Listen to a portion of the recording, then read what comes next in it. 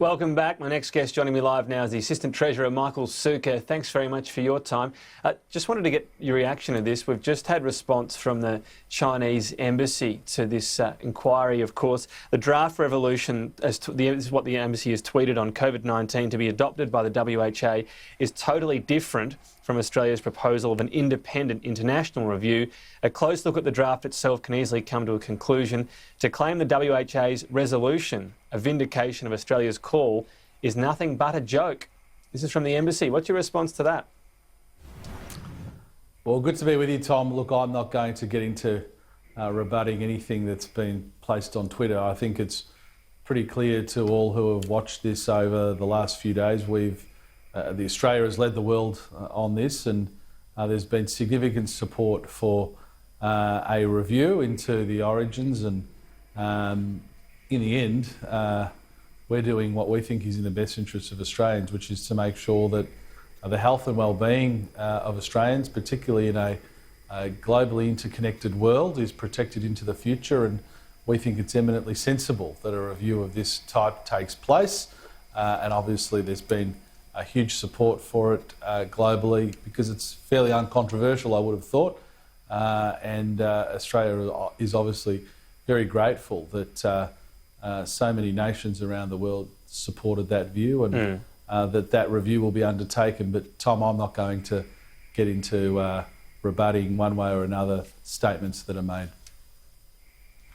There must be some concern, though, for China's cooperation when the embassy is calling that this prospect of this being an independent international review, that a reading that this would be independent and international is nothing but a joke. There must be concern about the extent to which Beijing will cooperate.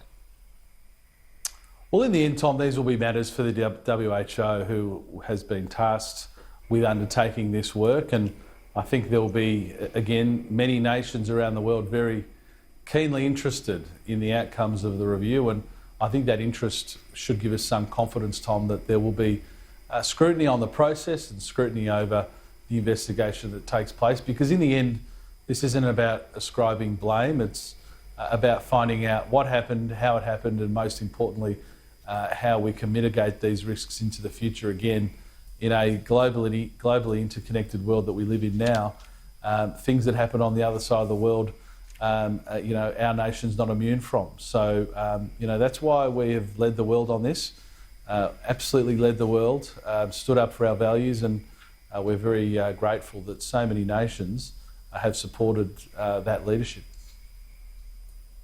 I want to turn to your area. Lots of predictions about what COVID-19 will do to the housing sector, including prices, talk of a 30% slump as a worst case scenario. What's your view on where this is headed?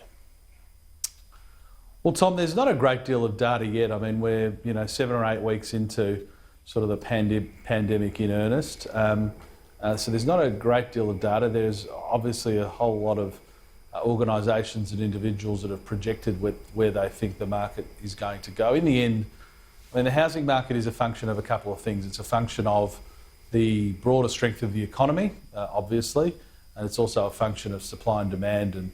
And so many of the issues we've had in recent years around affordability of housing has been the inability of the housing market to maintain supply that meets increasing demand. So they're the basic factors. I think, Tom, it's a bit early to say with any great certainty where the market will go, but I think what, in a sense, goes without saying, but is worth reminding everybody. Imagine if Labor won the last election and their housing taxes were in place now, how devastating that would be. And those housing taxes are still Labor policy. So, look, in the end, we're focused on the strength of the economy.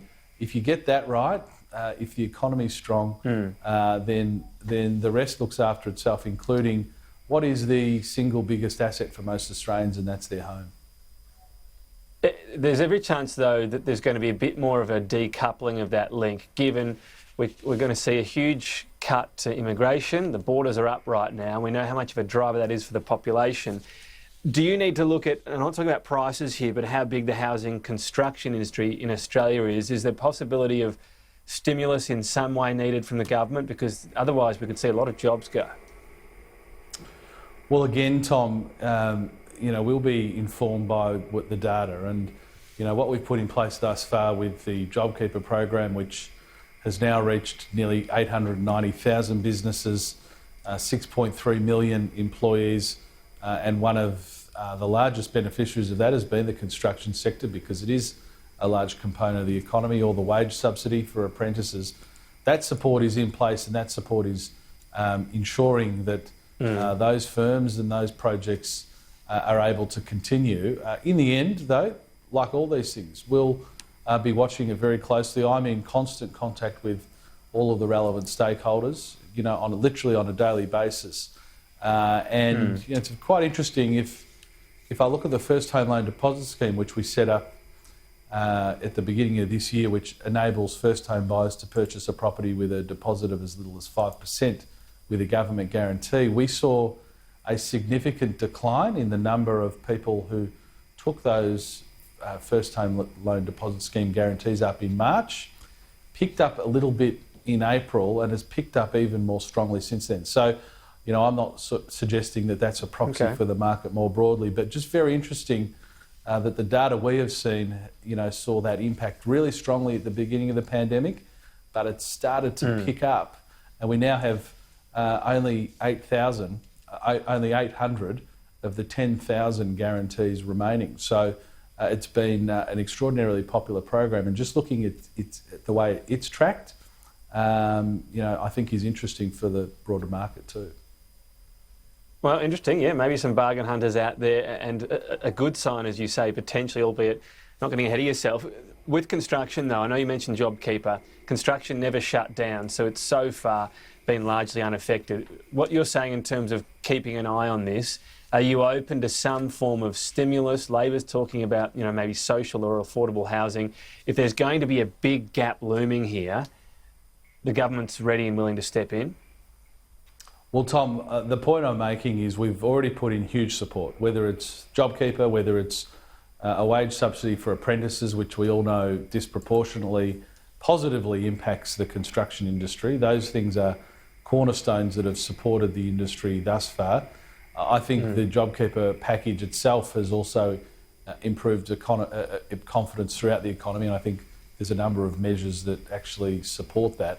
But like all these things, and whether it's in tourism, whether it's in construction, of course, Tom, we're keeping an eye on it. We're seeing how it's tracking. The construction, whether it's residential or other construction, is a massive employer in this country, a massive generator of wealth and prosperity, and no doubt we're keeping a very close eye on it. But we're to some degree in the eye of the storm at the moment. We're 7 or 8 weeks into the pandemic.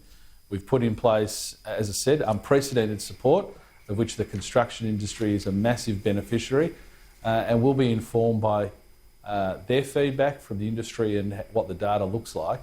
There's no set and forget, Tom, as I've said to you on a number of occasions, and we're obviously keeping an eye on every aspect of the economy, including the construction industry. All right, Housing Minister and Assistant Treasurer Michael Sukkar, thanks for your time today. Thanks, Tom.